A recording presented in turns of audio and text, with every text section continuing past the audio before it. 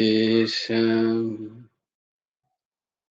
गुरुर्ब्रह्मा गुरुर्विष्णु गुरुर्देवो महेश्वर गुरुर्साक्षात् परब्रह्म तस्मै श्री गुरवे नमः।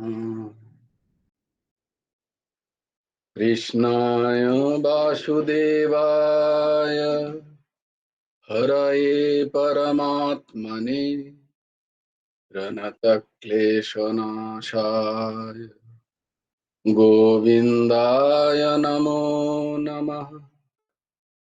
कृष्णाय वासुदेवाय देवकी नन्दनाय च नन्दगोपकुमाराय गोविन्दाय नमो नमः। वसुदेवं सुतं देवं कंसचाणूरमर्दनं देवकी परमानन्दं कृष्णं নন্দ जगद्गुरुं।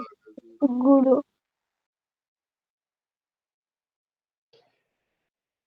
নবকুমার চতুষ্পাঠীর আরেকটি ক্লাসে তোমাদেরকে খুব খুব স্বাগত।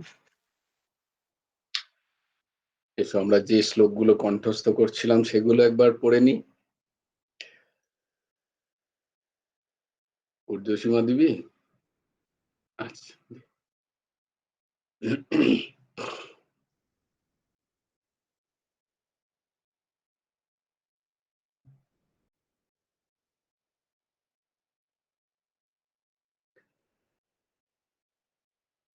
ধর্মক্ষেত্রে কুরুক্ষেত্রে সমবেতাयुयुत्सव मामकाः पाण्डवश्चैव किम् अकुर्वत सञ्जय।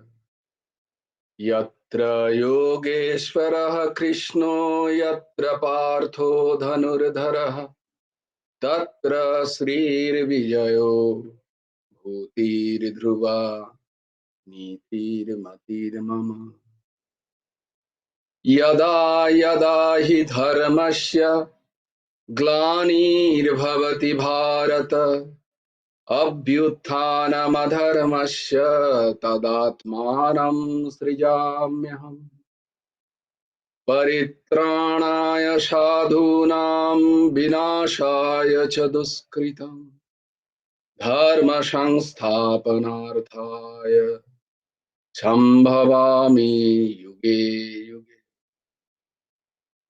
कर्मण्येवाधिकारस्ते मा फलेषु कदाचन मा कर्मफलहेतुर्भुः मा ते सङ्गस्तु कर्मणि।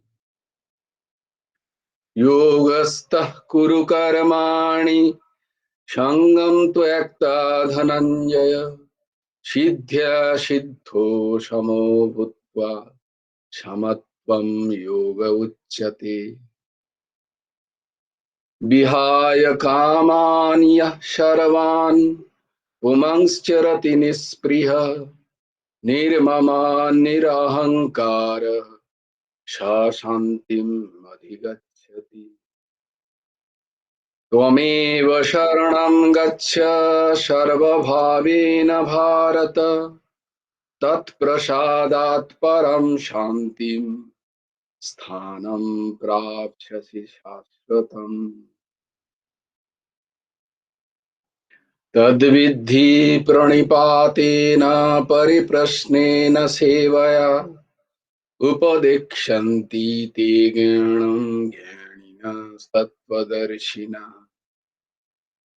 श्रद्धावान् लभते ज्ञानं तत्परः यतीन्द्रियः ज्ञानं लब्धा परां शान्तिम् अचिरेणाधिगच्छति।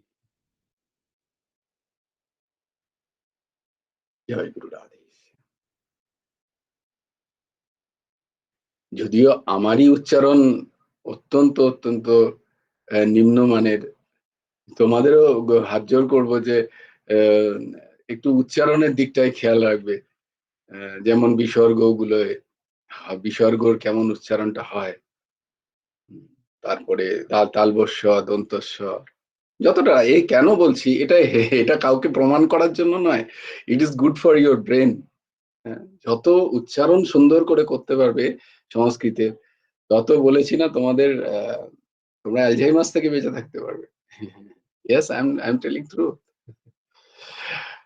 সংস্কৃত উচ্চারণ যদি ঠিক করতে পারে কেউ, আর যদি সে আ প্রত্যেক দিন একটু করে সংস্কৃত উচ্চারণ করে, হুম, ভুলে যাওয়ার সমস্যা কিন্তু খুব কম হবে। তোমরা দেখে নিও। তোমরা চেষ্টা করে দেখে নিও লাইফে। হ্যাঁ? এরকম ক্লেম করছেন সবাই। তাই জন্য তোমরা চেষ্টা করবে সবাই YouTube এ কোনো জায়গায় ভালো কোনো জায়গায় উচ্চারণ যেখানে পাওয়া যায়, উম সেইটা ফলো করে প্রত্যেকদিন এই ১০ টা তো শ্লোক করছি আমরা, তাই না? আ ১০ টা শ্লোক করছি। হ্যাঁ, সামনের মাসে কিন্তু আজকে হয়ে গেল ২৭ তারিখ, ২৮, ১ তারিখ থেকে কিন্তু আবার ২ টো শ্লোক এড হয়ে যাবে। একটা মাস আমি দিয়েছিলাম গ্রেস। ১০ টা শ্লোকের পরে একটা মাস গ্রেস হয়েছে। হ্যাঁ, এগুলোকে উম না মুখস্থ না করলেও এট লিস্ট কি যে আমি যখন দেখে যেন পড়তে পারি। সচলভাবে পড়াটা যেন হয় আমার এই কটা শ্লোক। এই পড়তেই মুখস্থ হয়ে যাবে। আর যখনই পড়ছো তখনই চেষ্টা করবে উচ্চারণগুলোকে একটুখানি শুদ্ধ করে নেওয়া। যতটা পারা যায়। তাতে কি হবে? তোমারই ব্রেনের উপকার। আর কিছু নেই। প্রত্যেকের জন্য বলছি কিন্তু। আর যারা ধরো গীতা ক্লাস করে না, এমনি কোনো ছোট বাচ্চা তোমাদের কাছে থাকে, তাদেরকে অবশ্যই করাও। অবশ্যই। যেমন আমি এখানে দেখতে পাচ্ছি আ মৌমিতা, ছেলে আমাদের বৈভব, বা আমাদের দেখি আ সার্থক করে। এইরকম যদি ছোটদের থেকে তাদের যদি সংস্কৃত উচ্চারণ যদি করানো হয়, তাদের মার্ক ডিফারেন্স হবে। অ্যা ইন এক্সিকিউশন, মানে তাদের পড়াশোনায় দেখবে একটা ভালো তাদের আ ধৃতি বলে না? ধৃতি আসবে। ধৃতি মানে জিনিসগুলোকে ঠিক করে সাজানো। হ্যাঁ, মাথায় হচপচ হবে না সবকিছু। হ্যাঁ, এটা কিন্তু প্রমাণিত। সংস্কৃত শ্লোক অবশ্যই। তাই জন্য দেখো গীতার শ্লোক খুব সোজা। তথাকথিত যদি উপনিষদের শ্লোকে যাও বা বেদের শ্লোক, তথাকথিত আ বেদের শ্লোক আরো শক্ত। উম গীতার শ্লোক একটু তারই মধ্যে একটু সোজা। হুম। তো শ্রীমদ্ ভাগবতের শ্লোক তো আরো শক্ত। ব্যাকরণগত দিক থেকে খুব শক্ত। তার থেকে গীতার শ্লোক একটুখানি সোজা। যদিও তুমি যদি বলো যে আমাকে বলো, আমার কিন্তু তোমার বয়সে গীতার শ্লোকগুলি খুব কঠিন লাগতো। বলে বাপরে! কি কঠিন সমস্ত শব্দ। তো দেখো কেন কঠিন লাগছে? যে ব্রেন ইজি পাথ খুঁজছে। ব্রেন ওটাকে প্রসেস করতে চাইছে না। হ্যাঁ? ওই যে উচ্চারণটাকে, ওই জায়গাটাকে ব্রেন প্রসেস করতে চাইছে না। তো এটা যদি তোমরা একটুখানি ব্রেনের উপরে জোর নিজেরাও দাও এবং চারপাশের মানুষগুলোকে যদি দাও, তাহলে ন্যাচারালি ব্রেনকে যত ওয়ার্ক করাবে ব্রেন তত সজীব থাকবে। এটাই স্বাভাবিক। হ্যাঁ, সজীব থাকবে।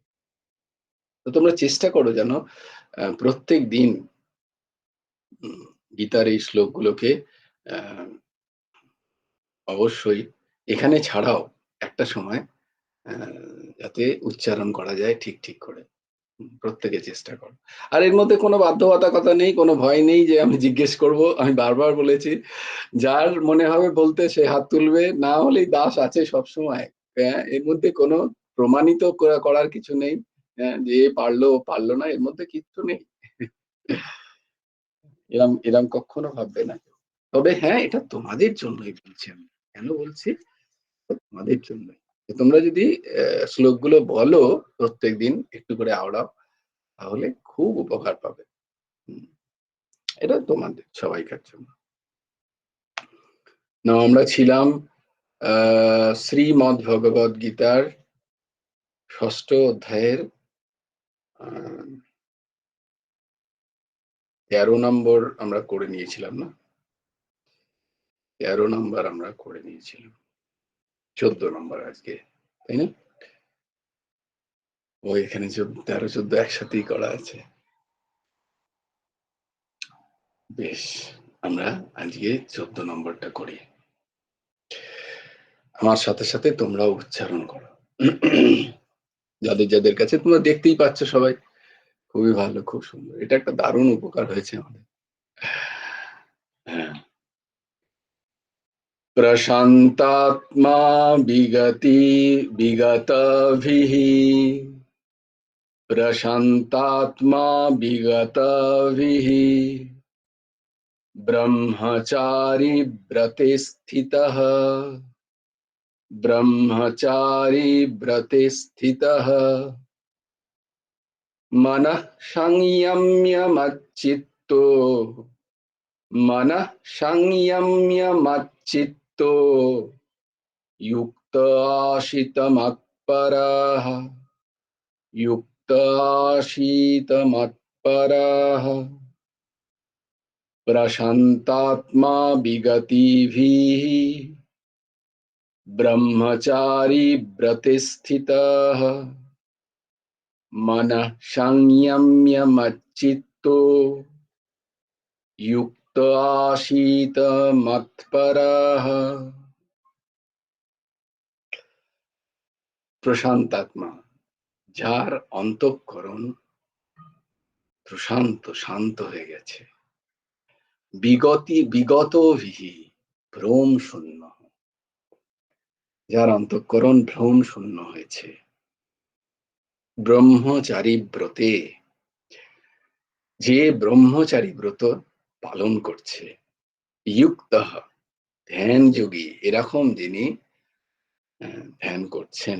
মনঃ, মনকে, সংযম্য, সংযত করে, মচ্চিত্ত, আমাতে চিত্ত, মৎপর, আমার শরণাগত হয়ে, মৎপর, আশীত, উপবেশন করবে। আশীত মানে উপবেশন করবে। যিনি প্রশান্ত চিত্ত, ভয় রহিত এবং ব্রহ্মচর্যশীল, এরূপ সতর্ক যোগী মনকে সংযত করে আমাতে চিত্ত নিবিষ্ট করে মত পরায়ণ হয়ে স্থিত হবে। প্রায় প্রশ্ন জাগে, এই যে এত ভয়, এই ভয় দূর হবে কি করে?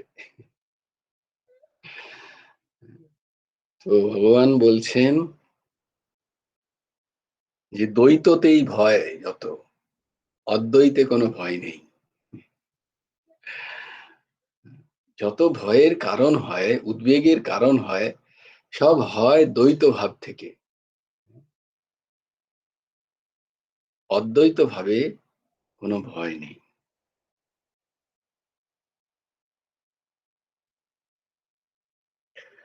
কৃষ্ণ গোবিন্দ হরে মুরারে, কৃষ্ণ গোবিন্দ কুশস্থলীশ, কৃষ্ণ গোবিন্দ ব্রজেশ ভূপ, কৃষ্ণ গোবিন্দ ভয়াৎ প্রপাহি। সক্রিদেব প্রপন্নায় তবস্মীতি চ যাচতে, অভয়ম সর্বভূতেভ্যো দদামি তৎ ব্রতম মম। ভগবান বলছেন আমি এটা ব্রত নিচ্ছি। হ্যাঁ, ব্রত কেন বললেন? তিনি বলতে পারতেন যে আমি তোমাকে ভয় থেকে মুক্ত করে দেবো। না, সেটা বলছেন না। তিনি বলছেন আমি ব্রত নিচ্ছি যে তোমাকে আমি সর্বভূত থেকে, ভয় থেকে মুক্ত করে দেবো। কেন? না, আমারই সৃষ্টিতে ব্রত যখন আমি বলি কাউকে নিতে, ব্রত মানে কোনো সংকল্প, ব্রত মানে সংকল্প। সেটার যদি কেউ না পালন করে, নিজেই নিয়ে সেটা যদি সে না করে, তাহলে তার জন্য তার প্রত্যব্যয়, তার ফল ভোগ করতে হয় তাকে। আমি একটা কিছু ব্রত নিলাম, হ্যাঁ, দিয়ে পালন করলাম না, মানে ব্রত মানে কোনো একটা সংকল্প নিলাম যে আমি এটা করবো, সেটাকে করলাম না, অর্ধেকে আমি ফেলে রেখে দিলাম, তাহলে কিন্তু আমাকে তার প্রত্যব্যয় ভোগ করতে হয়। ফলস্বরূপ প্রত্যব্যয় মানে আমি ইংরেজি বলতে যাচ্ছিলাম, সাম অ্যাডভার্স মানে কিছু প্রতিক্রিয়া বলতে পারো, প্রতিক্রিয়া কিছু। তাই সংকল্প তখনই নেবে বা ব্রতের কথা তখনই মানসিকভাবে নেবে যেটা তুমি পালন করতে পারবে। নাহলে না নিলেও ভগবান করুণাময়, দয়াময়। ব্রত নেওয়ার কোনো প্রয়োজন নেই সবসময়। আর আমাদের যত ব্রত হয় সবই তো কামনামূলক। সবই তো অ্যা এই দেহ দৈহিক বিষয় নিয়েই। তাই জন্য কি দরকার? ঠাকুরটিকে ভালোবাসলেই যখন সব কাজ হয়ে যায়, হ্যাঁ, তাহলে আর এত কষ্ট করে ব্রত আদির করার কি? ভালো, ব্রত নিশ্চয়ই ভালো। শরীর ভালো থাকে, মন ভালো থাকে। হ্যাঁ, তো বলছি সক্রিয়দেব প্রপন্নায়। কেউ যদি একমাত্র সক্রিয় মানে এক, এক ছাড়া নয় সক্রিয়, একমাত্র। যদি আমাতে প্রপন্ন হয়, শরণাগত হয়, সক্রিয়দেব প্রপন্নায়, সেই ব্যক্তি তবস্মীতি চ যাচতে, সেই ব্যক্তিকে আমি সর্বভূত থেকে, সর্বভূতের থেকে, ভূত মানে এই সৃষ্টি, মানে সৃষ্টি থেকে ভয় মুক্ত করে দেবো আমি তাকে, ভগবান বলছেন। তো বিগত ভিহি ভ্রম শূন্য যতক্ষণ না হচ্ছ ততক্ষণ ভয় মুক্ত হচ্ছ না। ভয় থেকেই যাচ্ছে। ভ্রম মানে অবিদ্যা, অজ্ঞান। অবিদ্যা অজ্ঞানেই দ্বৈততার প্রকাশ হয়। যেখানে বিদ্যার প্রকাশ, যেখানে জ্ঞানের প্রকাশ, সেখানে অদ্বৈত রূপটাকে ধরা পড়ে। হুম। অদ্বৈত মানে বেদান্তের অদ্বৈত বটে, আবার ভক্তিরও একটা অদ্বৈত ভাব আছে। যেমন দ্বৈত আছে তেমনি অদ্বৈতও আছে। জীব নিত্য কৃষ্ণ দাস, জীব নিত্য কৃষ্ণ দাস। তো সমস্ত জীব নিত্য কৃষ্ণ দাস। সে ছোটবেলাতেও নিত্য কৃষ্ণ দাস, সে মাঝখানেতেও কৃষ্ণ দাস, সে পরেও কৃষ্ণ দাস। তার শরীর রইল তবেও সে কৃষ্ণ দাস, তার শরীর গেল তাতেও সে কৃষ্ণ দাস। জীব যে, সত্তা যে, স্বয়ং যে, সে সবসময় কৃষ্ণের দাস। মামৈবাংশ জীবলোকে জীবভূত সনাতনা। এই জীব আমারই অংশ এবং এ সনাতন। যেমন আমি সনাতন, তেমনি আমার সৃষ্ট এই যে জীব তারাও সনাতন। এইটা হচ্ছে অদ্বৈতের ভাব। একবার একবার কবিরের কাছে একজন গিয়ে বললেন, কবিরের নাম তো সবাই শুনেছ, কবি কবির, রামানন্দ সম্প্রদায়ের, রামানন্দজির প্রধান যে 12 জন শিষ্য, বোধহয় দ্বাদশ শিষ্য, তার মধ্যে একজন কবির। তো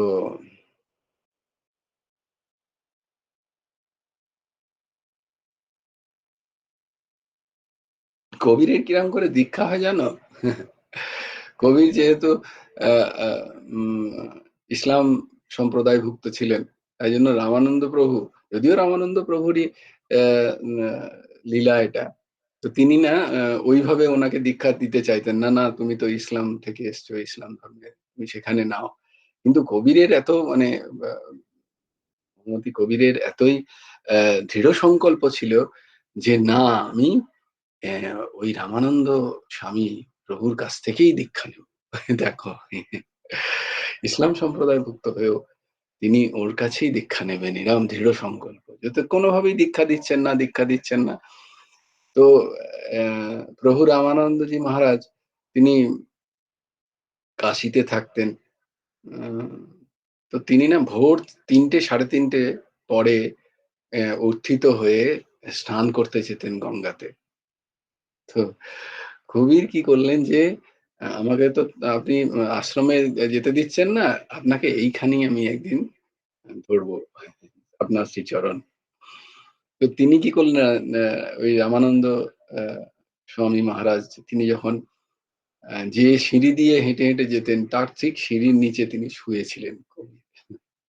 এমনভাবে শুয়েছিলেন যাতে রাত্রি অন্ধকারে, তখন তো অন্ধকার, কোথায় আর ঘাটে আলো।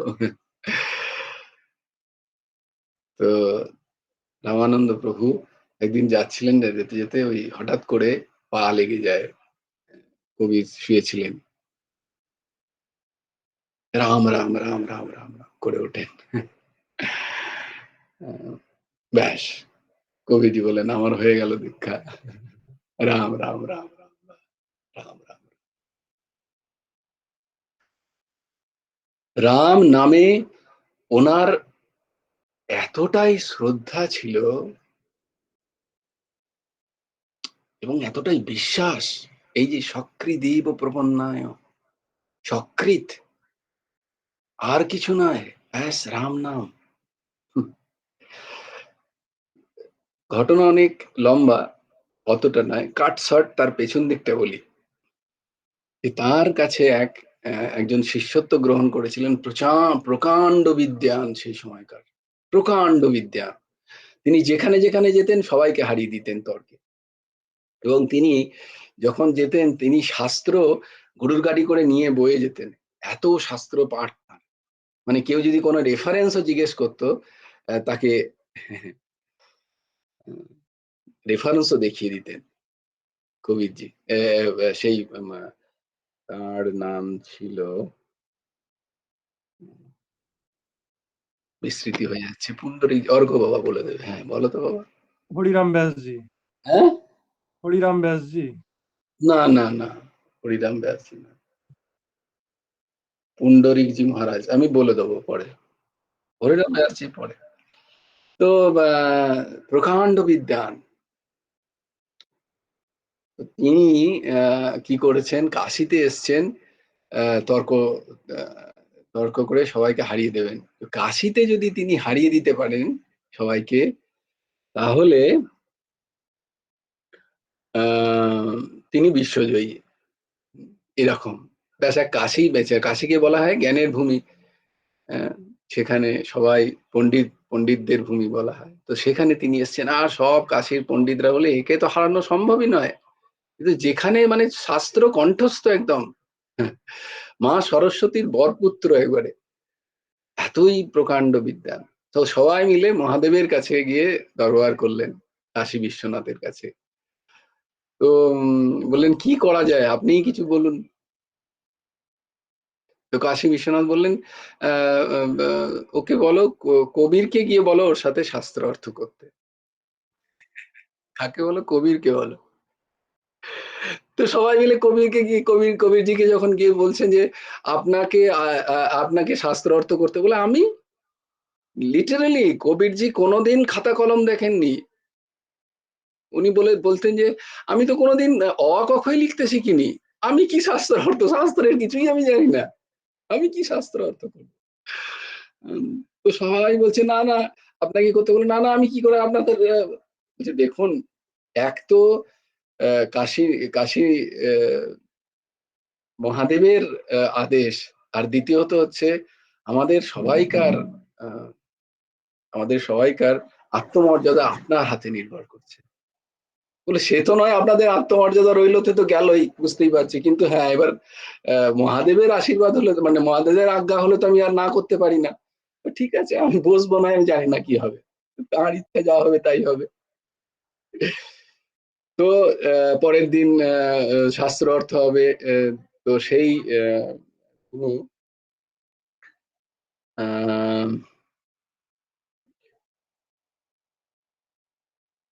তিনি কি করলেন, হতে পারে হরিরাম ব্যাসজি, আমার তার আগের নামটা মনে করতে পারছি না, হতে পারে, আমি আসবো বাবা, আমি বলে দেবো।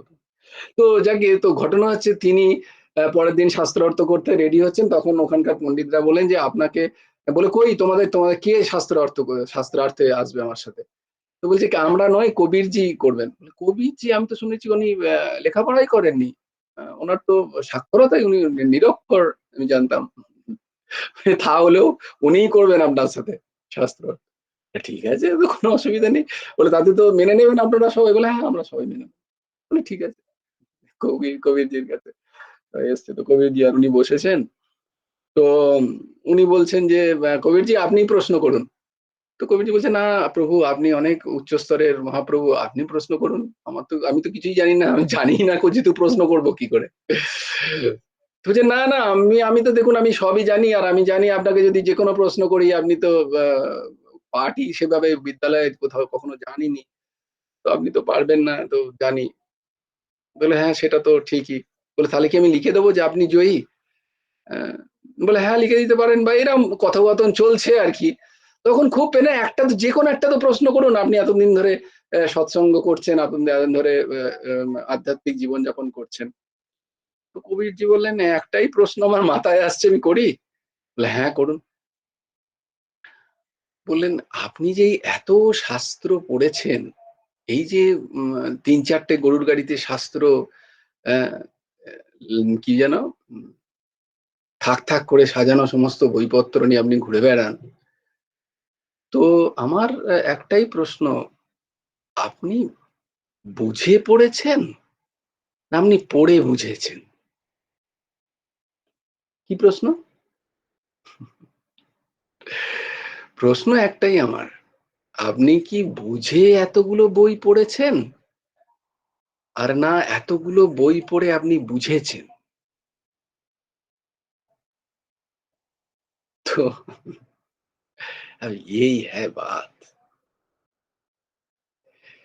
আধ্যাত্মিক চেতনা, আধ্যাত্মিক জ্ঞান, আধ্যাত্মিক জ্ঞানের উচ্চতা কখনো বই থেকে আসে না। তত্ত্বজ্ঞান বই থেকে আসে না। বইয়ে আছে লেখা, কিন্তু তত্ত্বজ্ঞান বই থেকে আসে না। তত্ত্বজ্ঞান বিচার থেকে আসে, বোধ থেকে আসে। আমি অনেক বই জানি, আমি পুরো ৭০০ শ্লোক বলে দিতে পারি, আমার তত্ত্বজ্ঞান হয়েছে বিন্দুমাত্র না। ভ্রমে ফেসো না, মুখস্থ করে হয় না, বোধে হয়, বোধে হয়। তো যিনি সেই পণ্ডিত মশাই, তিনি তো ২-৩ মিনিট ভাবতেই লাগলেন যে এটা কোন শাস্ত্রে লেখা আছে, কোন উপনিষদে, কোন পুরাণে, মানে তার তো সব মুখস্থ। কোন বেদের কোন জায়গায় কোন স্তরে, এর এর প্রশ্নের উত্তর কোথায়? তো তিনি বুঝতেই পারছেন না যে আমি কি, মানে তারপর বললেন, প্রশ্নটা যদি আরেকবার করেন আমি তো বললাম, হ্যাঁ প্রশ্নটা খুব সহজ, যে আপনি বুঝে এই সমস্ত বইগুলো পড়েছেন, না এই সমস্ত বইগুলো পড়ে আপনি বুঝেছেন? বললাম, আমি অনেক ভাবার পরে আমি প্রশ্নের ধরাতলই বুঝতে পারছি না। ধরাতল মানে, মানে কোন লেভেল থেকে এর প্রশ্ন, এই প্রশ্নটাই আমি বুঝতে পারছি না। আমি এত শাস্ত্রার্থ করেছি, সবাইকে হারিয়েছি, কিন্তু এই প্রশ্নের ধরাতল, এই প্রশ্নের প্ল্যাটফর্মটা কি, সেটাই আমার কাছে, কোন শাস্ত্র থেকে আপনি এই প্রশ্ন করছেন? যোগ শাস্ত্র, ন্যায় শাস্ত্র, বেদান্ত, কোন শাস্ত্র? তারপরে কি কি আমাদের শাস্ত্র আছে, জ্যোতিষ, আদি আদি কোথায় আছে, কি ব্যাপার, কোন শাস্ত্র? তাহলে আমি সেখানে গিয়ে খুঁজি, আমার ব্রেন চলে যায় সেখানে। বলে এটা তো কোনো শাস্ত্রে নেই, এটা কোনো শাস্ত্রে নেই। আমার প্রশ্ন হচ্ছে, এই এত বই পড়ার কি বোধ? আমি বই, আমি এই যে কেন বলছি, এই যে আমি সৎসঙ্গ করতে আসছি, কি বোধ নিয়ে আসবো? আর আমি এই সৎসঙ্গ করার পর আমার মধ্যে কি বোধ জাগবে? এইটাই প্রশ্ন। আমি কি বুঝে সৎসঙ্গ করছি, বা সৎসঙ্গ করে আমি কি বুঝলাম?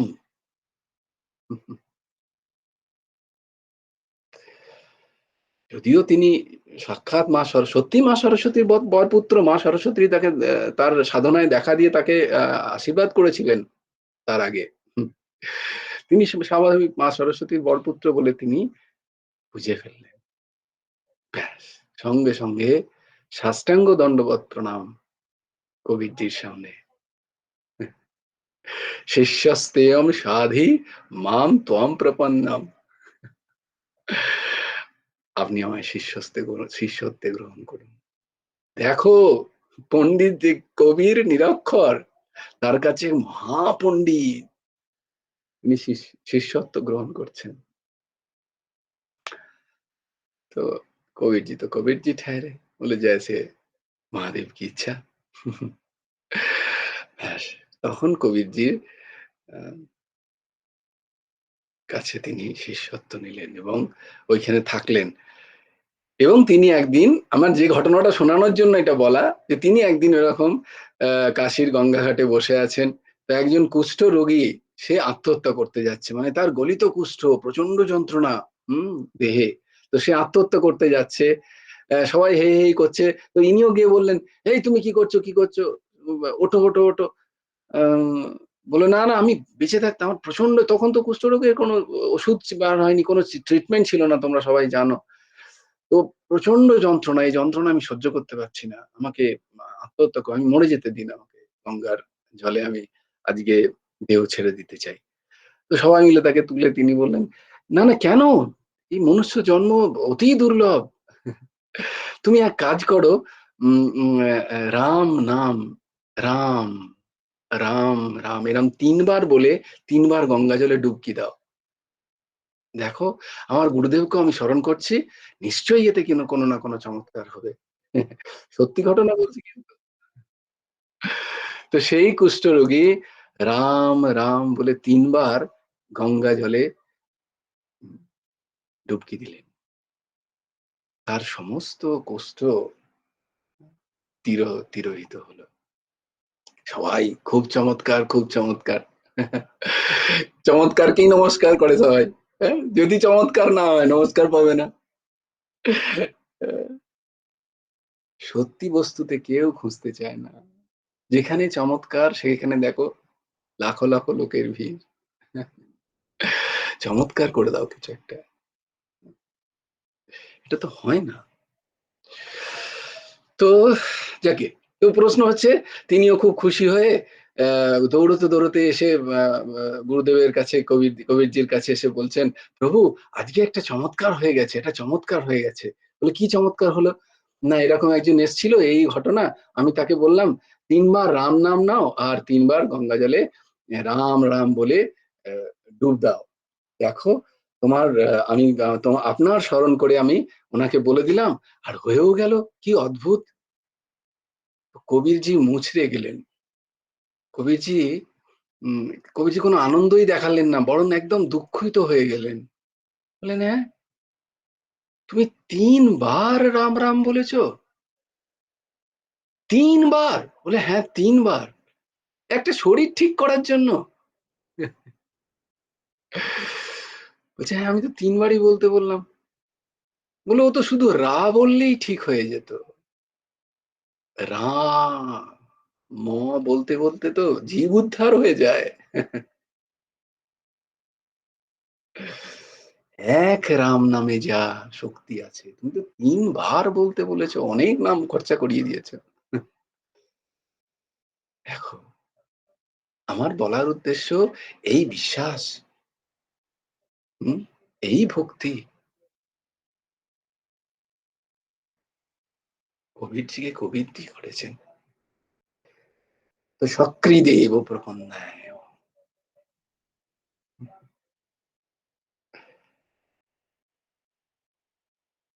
এইরাম যদি আমাদের হতে পারে, তাহলে কি হবে, আমরা প্রশান্ত আত্মা হতে পারি।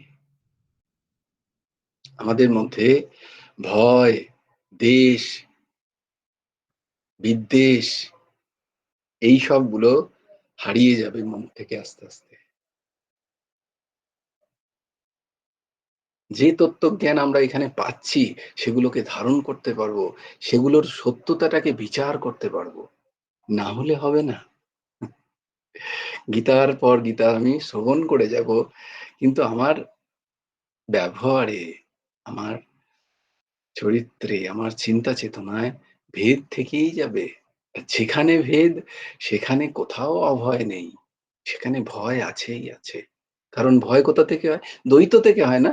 তুমি তোমাকে ভয় খাও, অন্ধকারে তুমি আছো, আমার থেকে আমাকে খুব ভয় লাগছে, আমি ভীষণ ভয় খাচ্ছি, আমার সাথে আমি আছি। কেউ বলে? ঠিক তেমনি ভাবে যখন বুঝে যাবে এই চরাচর জগতে তুমি ছাড়া আর কেউ নেই, যা আমাকে গীতা শিক্ষা দিচ্ছে, তখন আর কোথায় ভয়? হুম। তাহলে আমাদের ভয় কোথায় উৎপন্ন হয়? শোক কোথায় উৎপন্ন হয়? দ্বেষ কোথায় উৎপন্ন হয়?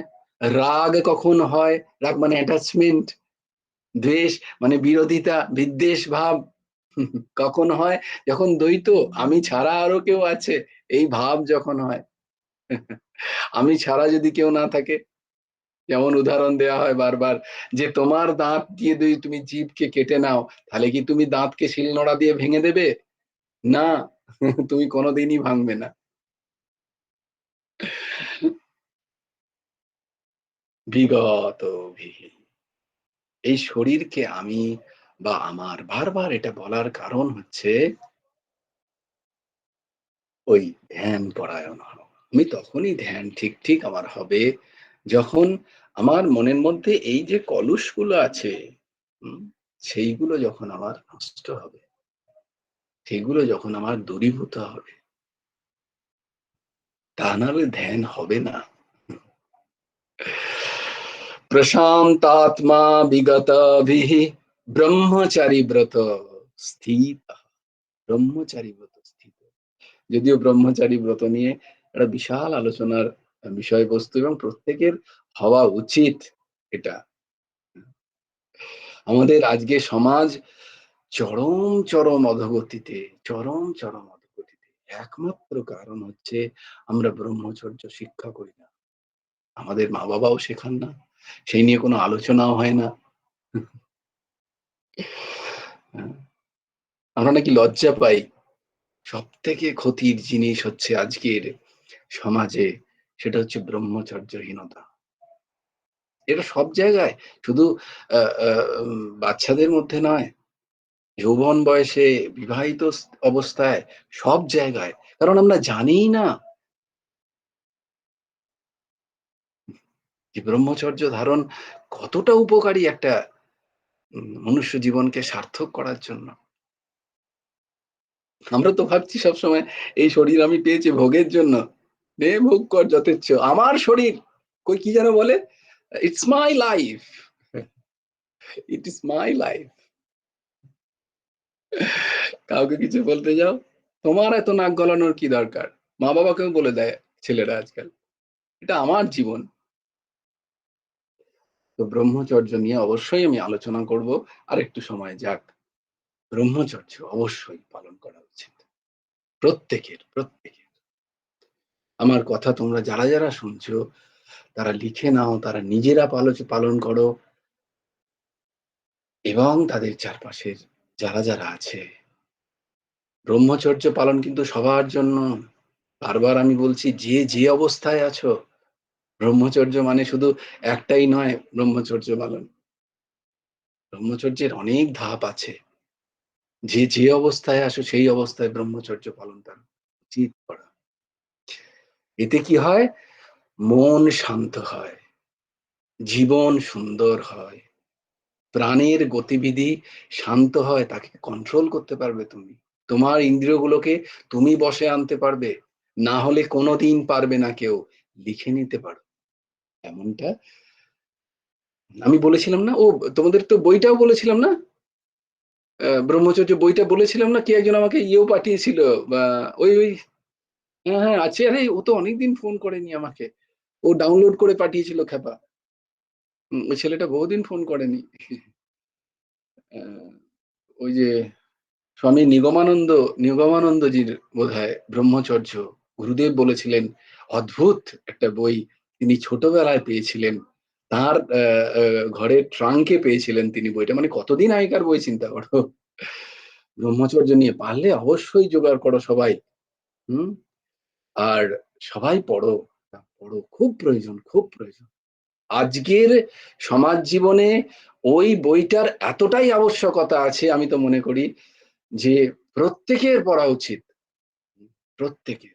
অধ্যয়ন করা উচিত এবং প্রত্যেক যাদের ক্ষমতা আছে তাদের জুনিয়রদের শিক্ষা দেওয়া উচিত। কারণ সমাজ শেষ হয়ে যাচ্ছে, শেষ হয়ে যাচ্ছে। মনঃসংযম তখনই হবে যখন ব্রহ্মচর্য পালন হবে। মচ্চিত্ত আমাতে চিত্ত অর্পণ হবে না, অত সোজা নয়। হ্যাঁ? আমার মন আমি চারিদিকে নিয়ে ঘুরে বেড়াচ্ছি আর আমার মন মচ্চিত্ত হয়ে যাবে, ভগবানের শ্রীচরণে লেগে যাবে, এত সোজা? মচ্চিত্ত যুক্ত আশিত মাৎপারাহা, আমার মানে মাৎপারাহা, আমার অনুকরণ করো, আমি যেরমটি চাই আমার প্রসন্নতার জন্য। ভগবান বলছেন আমার প্রসন্নতার জন্য জীবনযাপন করো, ঠাকুরের প্রসন্নতার জন্য।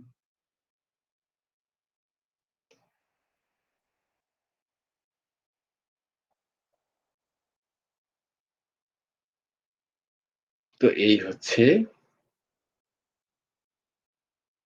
এইভাবে যদি কেউ নিরন্তর তার জীবনকে চালাতে পারে তাহলে তার মন ধীরে ধীরে শান্ত হবে। এই সংসারেই থেকে যে ঢেউগুলো আসছে আমাদের মধ্যে, কোন ঢেউ? এই ঢেউগুলো কি? আমাদের প্রারব্ধের কারণে যে ঢেউ, কখনো সুখ কখনো দুঃখ, এগুলো সব বড় বড় ঢেউ এসে আমাদের যে ভাসিয়ে নিয়ে চলে যাচ্ছে, তারা ভাসাতে পারবে না। আমরা সেখানে স্থির থাকতে পারবো। এই ঢেউগুলোকে আমরা ট্যাকেল করতে পারবো। আজকে সমাজে দেখো সবাই এই সমস্ত ঢেউগুলোতে ভেসে যাচ্ছে, চরম কষ্ট পাচ্ছে। সুখেও কষ্ট আছে নাকি বলে, হ্যাঁ দেখো না, যখন সুখ পাচ্ছে সেই সুখ হারাবার ভয় নেই তার, সেই সুখ প্রাপ্তির চেষ্টাতে তার প্রচেষ্টাতে তার কষ্ট নেই, তার হারাবার ভয় নেই বা চলে গেলে তার দুঃখ নেই।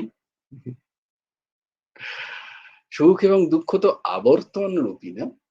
আসবে, চলে যাবে, কেউই পার্মানেন্ট নয়, কেউই চিরস্থায়ী নয়। আশিত মাত্পরাহ, কেবলমাত্র ভগবত পরায়ণ হয়ে এক জায়গায় বসে, যার মন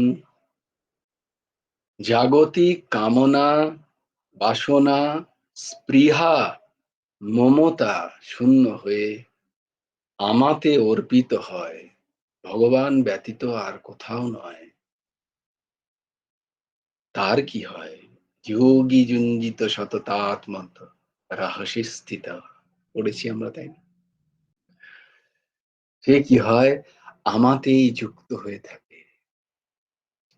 আচ্ছা, বলছে যে এরম তো সবসময় হলে খুব ভালো হয়, দারুণ হয়, সবসময় একটা আনন্দ পাওয়া যায়, যোগীরা বলছেন। হুম, যে কিন্তু তুমি যদি একটা মিনিটও, গুরুদেব বলতেন ধ্যান করবে, ধ্যান করা অত সোজা, 1 মিনিট ধ্যান করো, 1 মিনিট। ওই একটা মিনিট ধ্যান করতে যে কত ঘন্টা বসতে হয় তার ঠিক ঠিকানা নেই।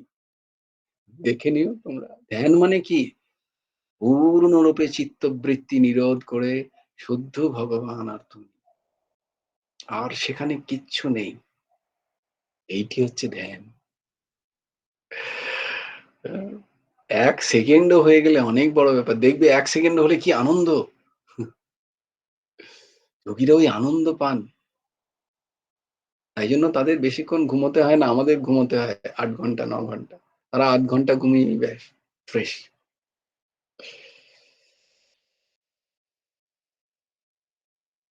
ধ্যান মানে চোখ বুজে বসে থাকা নয়, ধ্যান মানে সক্রিয়, একমাত্র তিনি।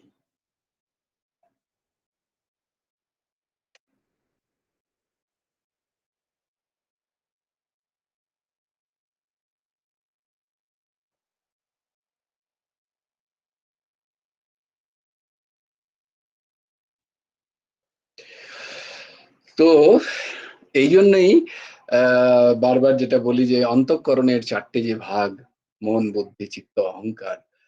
আমি যখনই এইসব স্থিতিতে থাকছি, জানবে আমি মনের স্থিতিতে আছি। হুম? যেখানে সংকল্প বিকল্প হয়ে যাচ্ছে নিরন্তর। এই সংকল্প বিকল্প হচ্ছে মনের স্থিতি। এর থেকে উচ্চ স্থিতি হচ্ছে বুদ্ধি, যেকে নিশ্চয় করে। এর থেকে উচ্চ স্থিতি হচ্ছে অহং, তার থেকে চিত্ত। এই চিত্তে হয় ভগবানের ধ্যান। চিত্ত মানে যখন মন একনিষ্ঠ হয়ে সেই ভগবৎ চরণে একাগ্রতা স্বরূপ তাঁর চিন্তনে মন যখন একাগ্র হয়ে যায়, সমস্ত উপরতি করে একাগ্র মনকে বলা হয় মচ্চিত্ত। মন সংযম্য মচ্চিত্ত। তাহলে মন সংযমিত করে মচ্চিত্ত, মনেরই যে চিত্ত বৃত্তি, একাগ্রতা বৃত্তিকে আনার নামই হলো ধ্যান। এটি হচ্ছে আজকের শ্লোকের ব্যাখ্যা। জয় জয় শ্রী রাধে। কালকে অনেক বেশি ডোজ হয়ে গেছে, তাই জন্য আজকে আর বেশি বেশি নয়। আমি ভেবেছিলাম আরো তাড়াতাড়ি শেষ করবো। জয় গুরু রাধে। দেখো, জয় জয় শ্রী রাধে, জয় জয় শ্রী রাধে, জয় জয় শ্রী রাধে। আসছি দিদি, মঙ্গলাচরণ করে আসছি। ভজ গুরু হেমন্ত দেব রাধে শ্যাম, জপ হরে কৃষ্ণ হরে রাম, রাধে শ্যাম শ্যাম শ্যাম রাধে রাধে, রাধে কৃষ্ণ কৃষ্ণ কৃষ্ণ রাধে রাধে। জয় জয় শ্রী রাধে, জয় জয় শ্রী রাধে, জয় জয় শ্রী রাধে। হরি বলো, হরি বলো, হরি হরি বলো। জয় গুরুদেব, জয় গুরুদেব, জয় গুরুদেব। জয় জয় পরমহংস ঠাকুর শ্রী শ্রী হেমন্ত দেব। জয় গুরু রাধেশ্যাম।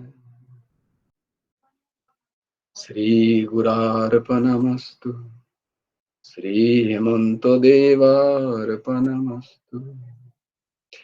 সবাই ভালো থেকো, সুন্দর থেকো, সুস্থ থেকো। হ্যাঁ দিদি বলো, দিদি বলো। ইয়েস ইয়েস মা, অফকোর্স। তুমি ইয়ে করে দাও। জয় জয় গুরু রাধেশ্যাম কাকু লিখ